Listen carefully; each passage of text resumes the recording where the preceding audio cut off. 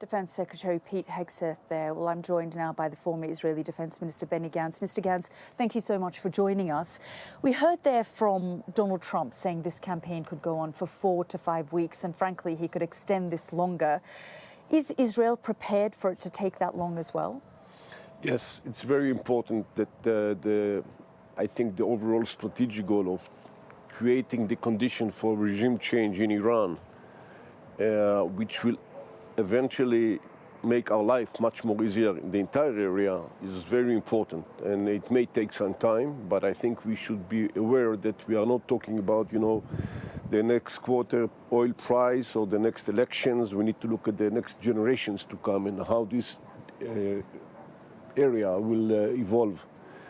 And Iran, it showed itself as a global challenge. It operated in Ukraine with its UAV. It hit Cyprus. It hit other places. Obviously, it's regional challenge, and it's also a threat for the state of Israel. So I really appreciate the leadership of both President Trump and Prime Minister Netanyahu for deciding to move forward with this offensive. And I hope it won't be long, but it might take some time.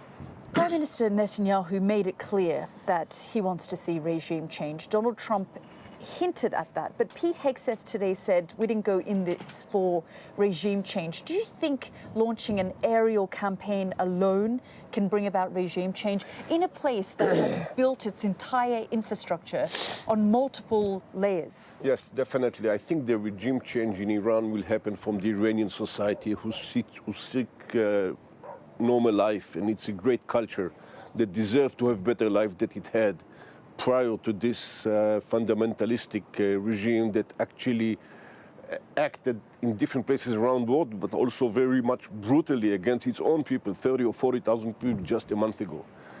So it's for them to decide, but we need to create the condition for them to operate, and I think that by attacking Iran, attacking its government, attacking its military site, attacking the nuclear aspects, the missiles, of course, we are setting the base for them to decide what they want to do with themselves, and we'll see where it goes.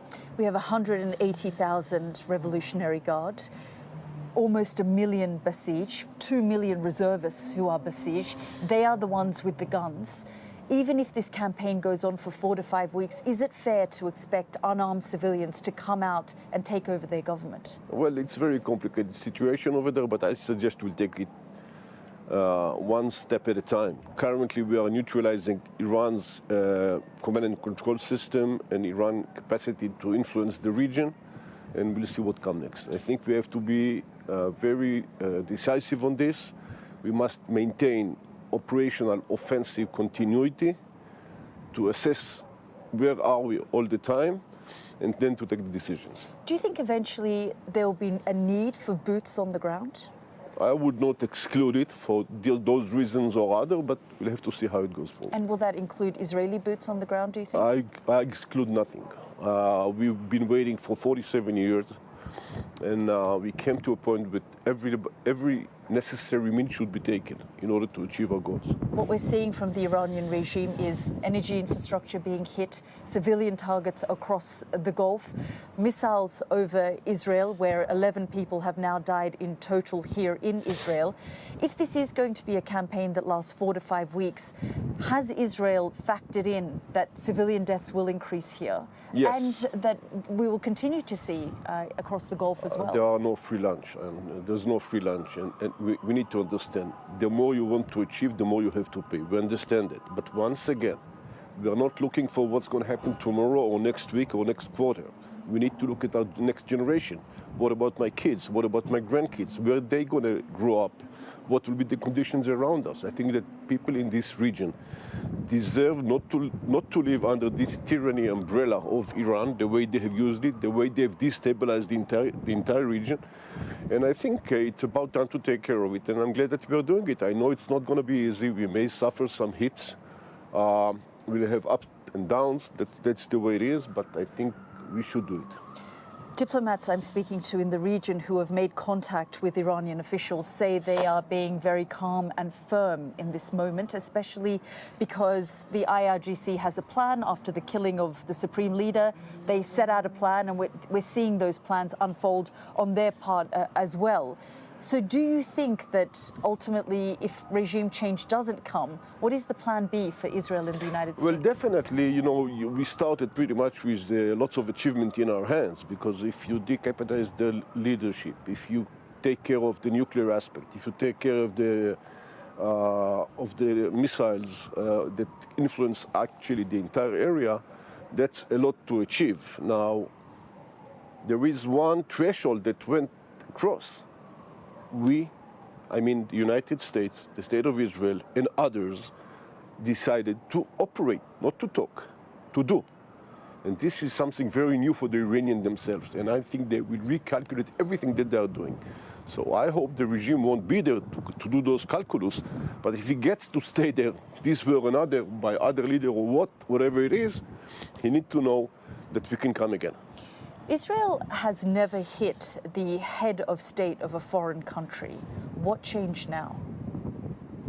Well, I think that Khamenei was the one who was directing all those terror activities all around the globe, definitely the region, and I think he deserved what he got. Does this mean other foreign leaders are fair game in the future for Israel? I don't see other foreign leaders doing it.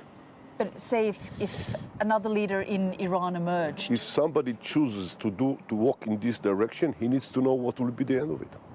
And for the Israeli people, do you think that they will continue to tolerate going into bunkers every night for 3 to 4, 5 weeks? Yalda, unfortunately, we are very experienced on those issues.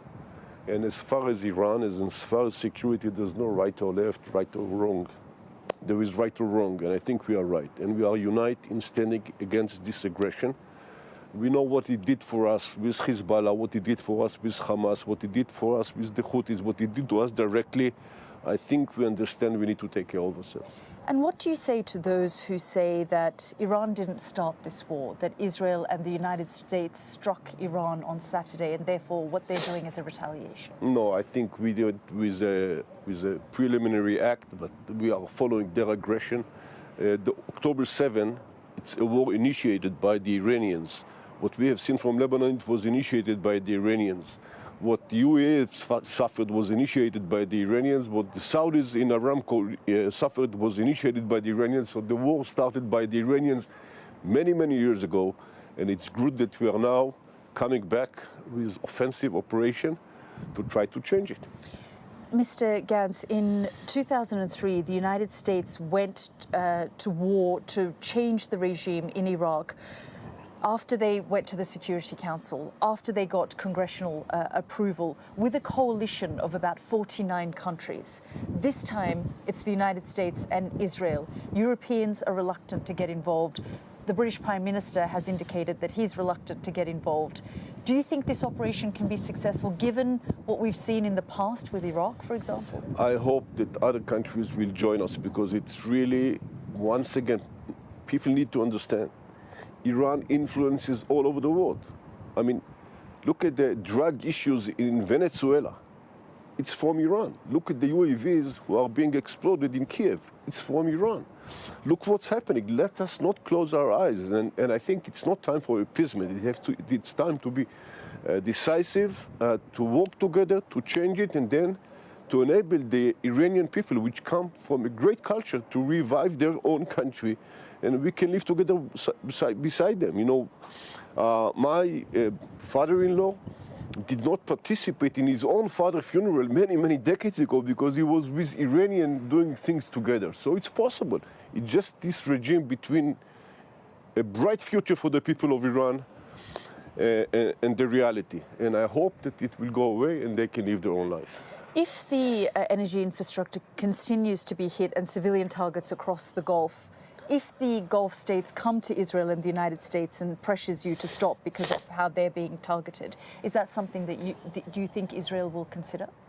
We considered always what's happening to our allies, what's happening to our friends, but they also understand the need to operate against the Iranians, because they don't blink. They understand that it's about time to do something with it. Benny Gantz, thank you very much. Thank you so very much. Thank you. Appreciate it. Thank you.